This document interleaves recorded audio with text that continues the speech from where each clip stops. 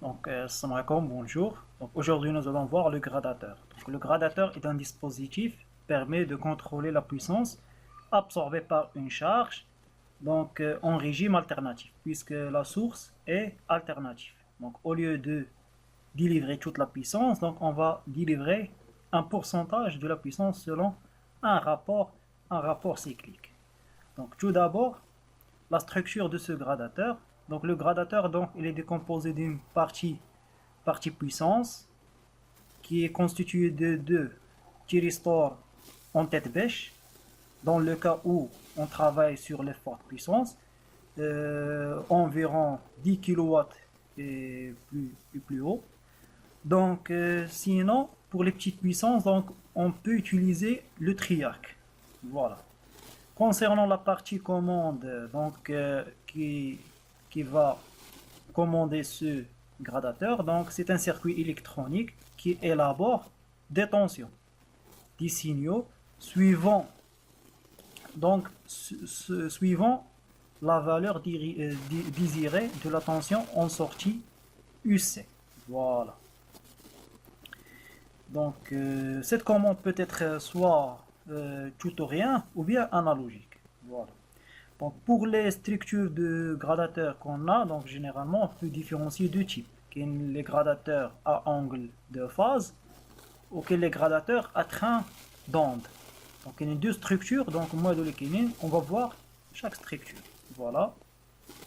Tout d'abord, avec la première structure qui est le gradateur à angle de phase, avec angle de phase, on diminue, on change la phase, donc l'angle du début de la tension. Voilà. Pour cette structure, donc, euh, il fournit un courant non sinusoïdal, comme vous voyez ici sur la structure, sur l'image. Donc, la tension ici, elle est nulle jusqu'à l'ordre de conduction de l'utilitaire. Voilà. Tout d'abord, on a la conduction de l'utilitaire. Je nomme les conditions. Donc, les conditions, un utilitaire va conduire. Soit la tension doit être positive au bord de l'utilitaire, plus l'ordre. L'ordre, l'équilibre, la gâchette. Voilà, la gâchette est l'élément qui permet la commande de l'utilitaire. Comme vous voyez ici sur la figure, la tension elle est positive pour Ada. Pour le deuxième là, elle est en inverse. Ça veut dire la tension doit être négative plus un ordre. Je dire la conduction pour effectuer la conduction. Voilà. Dans notre cas, la tension elle est positive plus un signal sur la gâchette. Ça veut dire la conduction va débuter ici. Voilà, comme vous voyez la tension ici. La même chose pour le deuxième thyristor qui est en bas. Voilà, on va avoir la conduction avec l'ordre de avec l'impulsion sur la gâchette plus la tension qui est négative. Voilà. Cette signal, comme vous voyez ici, en sortie, qui est UC en sortie de la charge, c'est un signal qui est non sinusoïdal. L'avantage qu'on a eu, c'est la valeur efficace qui est variable. Donc si on calcule la valeur efficace de ce signal, on va trouver que cette valeur efficace, elle dépend de alpha. L'angle de conduction. Voilà. Maintenant, si on cherche l'expression de la valeur efficace, la valeur efficace de cette tension. Bien sûr, la tension, la valeur moyenne, c'est nul, puisque l'alternance positive elle est symétrique à l'alternance négative. Donc la valeur moyenne, elle est nulle. Et on cherche un signal qui est sinusoïdal, de valeur moyenne nulle. On ne cherche pas un signal avec une composante continue. On a l'alternative. C'est pour cela. On va calculer la valeur efficace. Pour la valeur efficace, c'est la racine de 1 sur t, l'intégrale de la tension au carré. Voilà. Pour la période, je vais travailler de 0 à pi. Voilà, de 0 à pi, puisque le signal est symétrique. Je remplace la tension U source Donc c'est une source qui est sinusoïdale, donc la tension est s'écrit sous la forme U max sinus de θ. Donc je vais travailler avec la variable θ, voilà, pour faciliter un petit peu les calculs. Donc c'est U max sinus de θ, donc je remplace U source par U max sinus θ au carré, puisque j'ai U source au carré. Donc, comme U max elle est constante, donc je vais la sortir de l'intégrale. Donc, il reste U max au carré sur t, qui est la période d'intégration. L'intégrale de alpha à t, sinus de θ dθ. Voilà. Donc, on remplace maintenant. Donc, tout d'abord, on linéarise cette expression. Donc, sinus θ au carré, c'est 1 moins cos de θ sur 2. Donc, il y a une formule de linéarisation de trigonométrie qui permet d'écrire que sinus au carré de θ est égal à 1 moins cos de θ sur 2. Donc, je vais sortir, je remplace U max par 2. Donc, racine de 2 fois U efficace. Racine de 2 au carré nous donne 2. Et U efficace, je vais la sortir de cette racine. Voilà, donc cette valeur, c'est une valeur qui est efficace. Voilà. Une fois on effectue l'intégration, donc tout d'abord je simplifie le 2 avec le 2. Et j'intègre 1 moins cos de θ. Donc pour 1, il nous donne θ. Cosinus de θ, il nous donne sinus de θ sur 2. Voilà.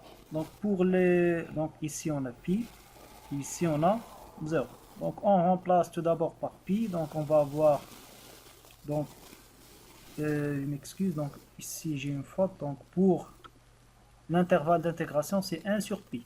Donc je ne sais pas pourquoi. Donc je travaille de 0 à pi. Ça veut dire 1 sur pi. Donc voilà.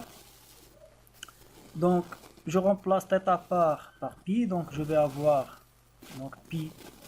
Je remplace pi au niveau de sinus de θ.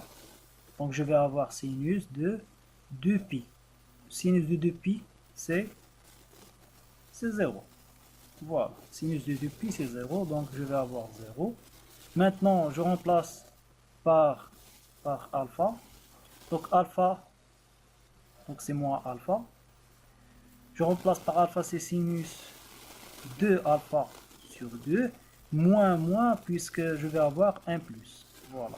Donc pour cette expression là, donc après je simplifie pi avec toute l'expression qui est ici, donc je trouve 1 moins alpha sur pi plus sinus de alpha sur 2 pi. Comme vous voyez, c'est l'expression de la valeur efficace en sortie, donc la valeur efficace en sortie du gradateur.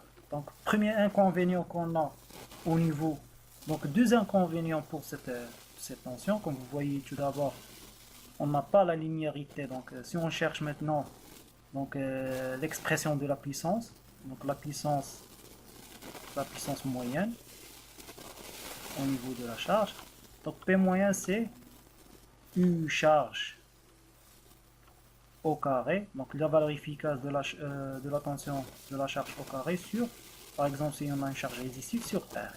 Comme U est non linéaire, donc en fonction de alpha, donc il y a une relation linéaire. Donc maintenant U charge égale maintenant alpha fois US. Donc on ne peut pas contrôler linéairement, donc avec une relation linéaire, donc la tension au borne de la charge. Donc maintenant la linéarité, donc tu dois l'expression que vous voyez non linéaire.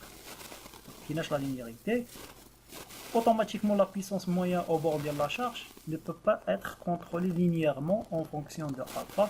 C'est-à-dire le premier inconvénient, on ne peut pas contrôler la puissance délivrée à la charge d'une relation linéaire. Voilà.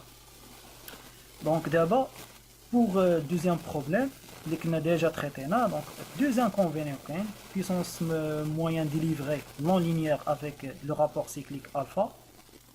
Et le deuxième inconvénient qu'on a déjà traité, donc un signal qui est non sinusoïdal. Donc on va avoir un spectre qui est non sinusoïdal. Donc moi les deux inconvénients qu'on a au niveau du gradateur. Voilà. Donc, on a vu un gradateur qui alimente une charge résistive. Maintenant, on va voir donc la différence avec une charge qui est inductive, de nature inductive, qui est RL. Donc, le cas d'une charge RL, donc la différence, c'est bien la petite problématique qui s'ajoute, donc c'est au niveau de le blocage du thyristor. Donc, pour la conduction, on a dit que le thyristor conduit si la tension est positive à ses bornes et on a un signal de commande sur la gâchette. Voilà, comme vous voyez ici.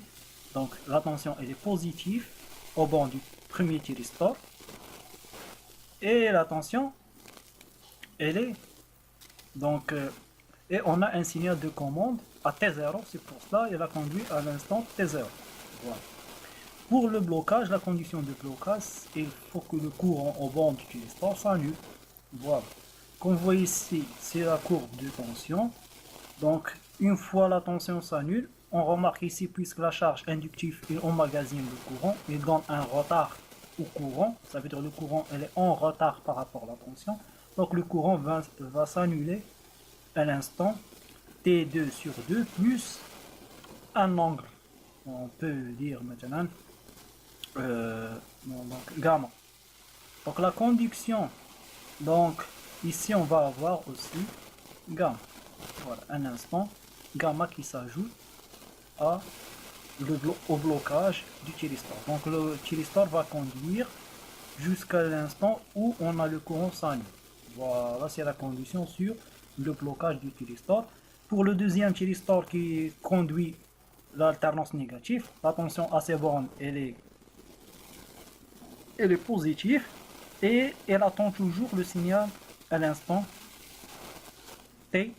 Donc on peut dire que l'instant c'est T, c'est T sur 2 plus T0. Plus T0 pour avoir la symétrie entre les deux alternances. Voilà. Donc une fois la tension à ces bornes, l'alternance elle est négative, donc la tension à ces bornes, aux bornes du deuxième thyristor elle est positive et elle attend toujours le signal à l'instant T sur 2 plus T0. Une fois il a reçu le signal, donc il conduit l'alternance négative. La même chose pour la conduction. Donc une fois le courant, comme vous remarquez ici à l'instant T, le courant est non nul. Ça veut dire la conduction va continuer jusqu'à l'instant où le courant s'annule et à cet instant on va avoir le blocage du deuxième thyristor.